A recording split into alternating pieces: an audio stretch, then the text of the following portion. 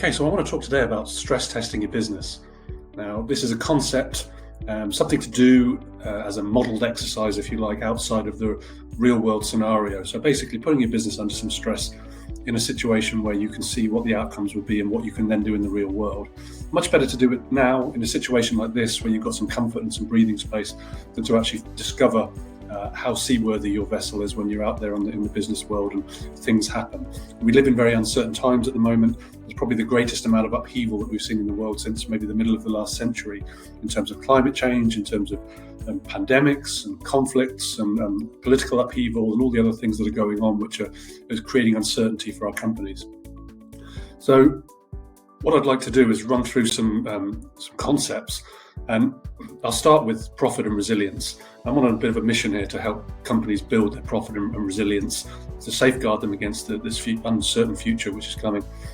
And profit and resilience is an immediate problem. Even if you're making money right now, it is an issue. You have to be looking to optimize your business at all times because the markets are very dynamic.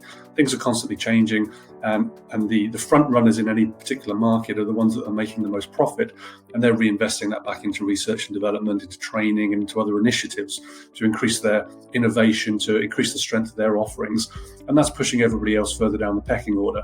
So if you're not a market leader, then it's very much in your interest to become one, and you can invest profitability and all the benefits that come with being a market leader into building resilience in your own business. So that's a starting point for it, really.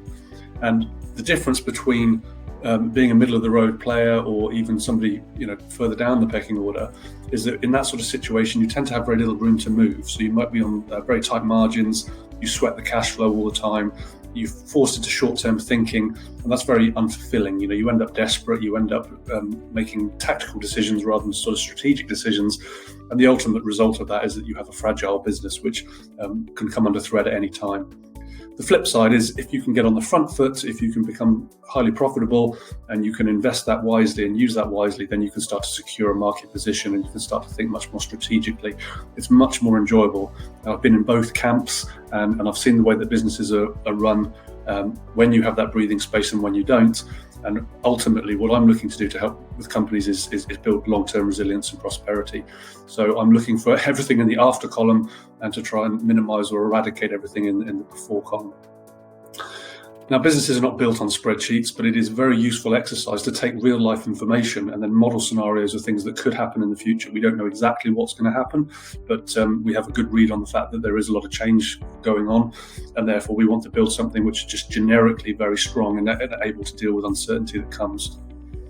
And the way that I do that is by creating an avatar, if you like, of an ideal company within your sector, and then looking for the gaps to try and optimize those. So as part of a wider exercise, I will be doing an avatar diagnostic exercise. Now, we use avatars for customers. We have customer avatars. It's quite a well-known concept, much less so in terms of modeling businesses and actually saying what would be an exemplar business in my sector, what would be a market-leading business in my sector, and how do I get there? But that is what I would propose to do.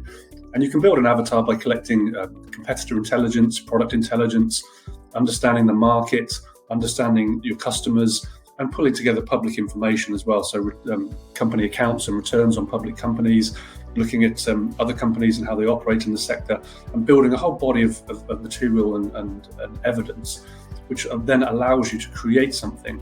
So a financial avatar which has good levels of profit, so in terms of gross and operating profit, which has good efficiency measures, which is solvent, which has liquidity, which is a desirable size that you can aim for, but also one that would survive a stress test.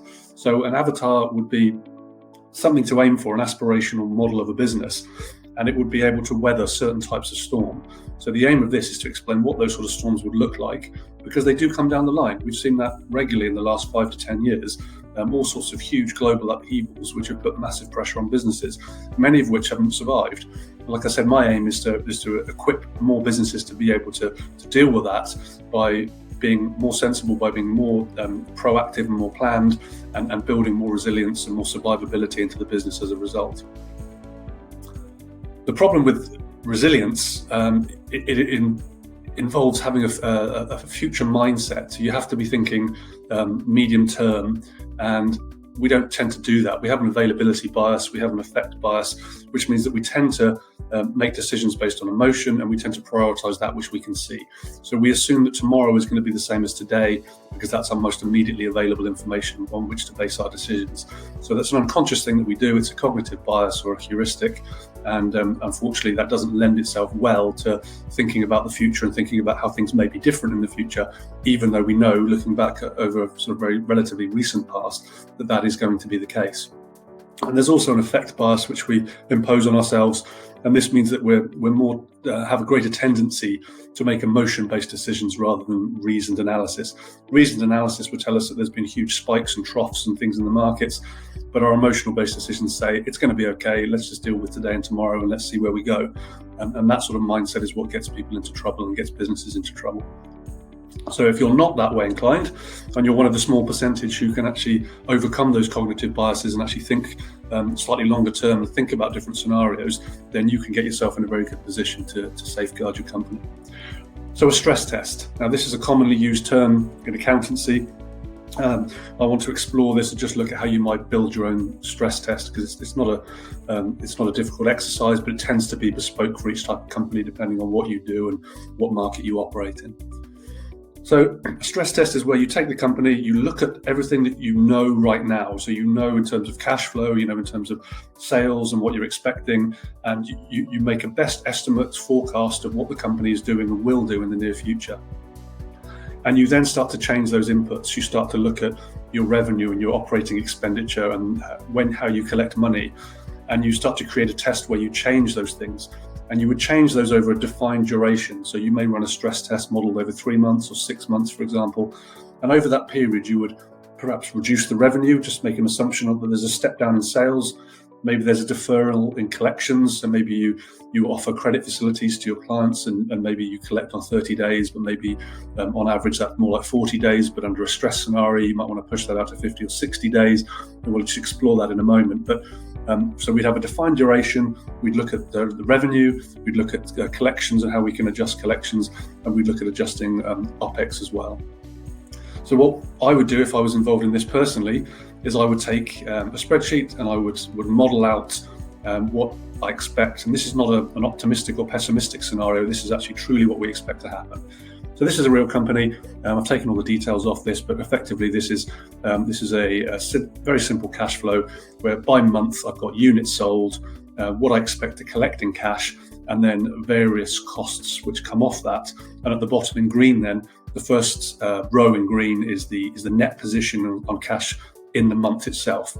And below that then is the cumulative position, including the bank balance. So into the cash flow, you're incorporating what's in the bank, what comes in, what goes out, and also timings on that, because the collection of money is based on things that happened in the past. So here, for example, collections of money in October is based on raw material costs and other costs incurred for products the month before in September, and then it's sold then in October and then it's collected in November. So there's a time lag of 60 days between actually incurring costs to produce products and actually collecting those, and we can then stretch that out. So the original model, it's taking into account what's in the bank, the collections, your outgoings, and the timings of those. And this is the initial model, which we will then start to put some stress on and to start to manipulate. So the duration, that's something we need to decide. It depends on the market that you operate in, and it may be that you want to run various stress tests, and you have templates that you then keep off the shelf, and you say, well, we'll do a 3-month test, we'll do a 6-month test. You may even want to do a 12-month test. So I think what happens is you start to get something meaningful when you pull together all the different components. So you've got duration, reduced revenue, so whether you want to step it down by 10%, by 50%, maybe in a COVID situation or something like that, it just completely stops, or there may be some force majeure sort of event where something critical happens in your business, where your factory is forced to close, or you're issued with some sort of notice, or something happens which means that you're unable to trade for a period of time.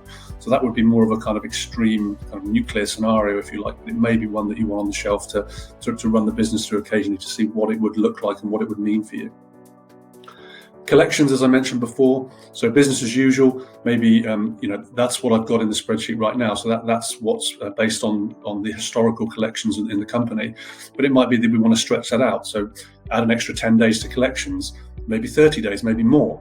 It might be that in a particular scenario, depending on what's happening in the world, that may be a macro event that's affecting everybody, in which case other companies may be less able to pay, so there might be increased delinquency and write-offs. So it might be that actually you have to make a provision. You might already make a provision for a few percentage points of monies which you know is not actually going to be collected and that may eventually be written off, and you may want to increase that, start to sort of squeeze that a little bit. Same with operating expenditure. So it might be this is outside of your sort of cost of goods sold. This is your staff costs and the baked-in operating costs of the business outside of the cost of your products. You may have a general blanket increase on that. Maybe we have some sort of inflationary event, or again some global event which pushes that up. Or it could be one-off costs. It might be that there's a large piece of equipment or something which goes pop and that you want to actually impose. That might not be classified as an OPEX, but a singular one-off large cost. And you're looking at your insurance policies, you're looking at sort of how you're covered for those sorts of things. And then I mentioned force majeure as well. So this is unforeseen events which would put serious pressure on the business and make you unable to maybe fulfill your commitments. But these things do happen. They happen all the time. So it's important that you build that in, even though that may be a bit more of an extreme scenario. And then others as well. So cost of goods sold. I mentioned OPEX, but your cost of goods sold, your raw material inputs, they may change. Again, in certain scenarios that they could suddenly spike. Cost of finance may change. So if you're quite heavily leveraged, then cost of those loans may increase. And there may be a scarcity in the supply chain. So it might not just be that the cost has increased. It may be that you can't get certain things from the suppliers that you prefer to get them from. And therefore you have to sort of diversify. Going to other suppliers that you don't have a relationship with or don't have a history with means that maybe you don't get the same credit facilities, or maybe you don't get the same price. And therefore that puts a bit of pressure on. So you can build that into possibly cost of goods sold and the costings up there on the P&L and on the cash flow. So you then bring that all together, and it may be then that you end up with a number of scenarios. You may have a business as usual case, which is obviously prudent to run through and see that you're going to be okay for cash over the next 3 to 6 months or beyond, looking at your short-term liabilities and your current liabilities, which in the UK is defined as the liabilities which fall due in the next 12 months. But then your stress case scenarios, it could be 1, 2, and 3. It could be that you run over a 3-month period, over a 6-month period. Maybe the first one is quite a mild case where your sales drop down by, say, 10% or something like that. Maybe the next one, it's a 50% drop or something more significant. And at the same time, maybe the collections are stretched out. And so you could have sort of a mild, a severe, a very severe, and then you could have some sort of nuclear scenario, and it could be that you only model that one once in a while, whereas some of the other scenarios, it may be that you want to be looking at that on a quarterly basis, just running the figures through. You've got it on the shelf. Once you've created the template for it, it's just a case of collecting the recent financial information and forecast and plugging that through and seeing what it tells you, and then sort of extracting from that the lessons about what you can do to improve that situation, unless of course it's all good and it looks as it should, which is where you want to get to ultimately. So the actions are that you build contingencies for each scenario. So if this happens, what does it look like from a cash perspective? How long do we have before we run out of cash, and therefore what's our breathing space and what do we do in that time period? How do we reduce our costs? How do we adjust things to put us in a better position? So I'd run the stress tests on a regular basis. Obviously, if you're running a tight ship and a sensible operation, then you will be looking at your finances very regularly. But it may be you want to run a stress test on a monthly basis or a quarterly basis. Certainly, it's an ongoing thing. It's not a singular exercise, just like a strategy. It's something you want to revisit all the time, and it may be that you want to adjust those templates and change them as required. You take actions from those tests in the business, so you've got some sort of feedback loop which actually builds those actions in. And if you have an avatar, then you will have some aspirational level of working capital and some aspirational level of liquidity and solvency to work towards. And if you get those, then passing a stress test should be a given. But that you need to have actions which come out of these reviews so that you can actually make improvements. So that would involve, like I said, with an avatar, setting cash and working capital and efficiency targets to work towards, making sure that the profitability is as high as possible, which is kind of a separate exercise that's really a diagnostic exercise to work out what drives profit in your business, because it's difficult to build resilience unless you have cash to do something with it. So that kind of comes first. But all being well and that being in place, then the stress test is the obvious thing to use as a tool to measure that resilience and make sure that you're constantly armed and ready and equipped to deal with situations that come your way.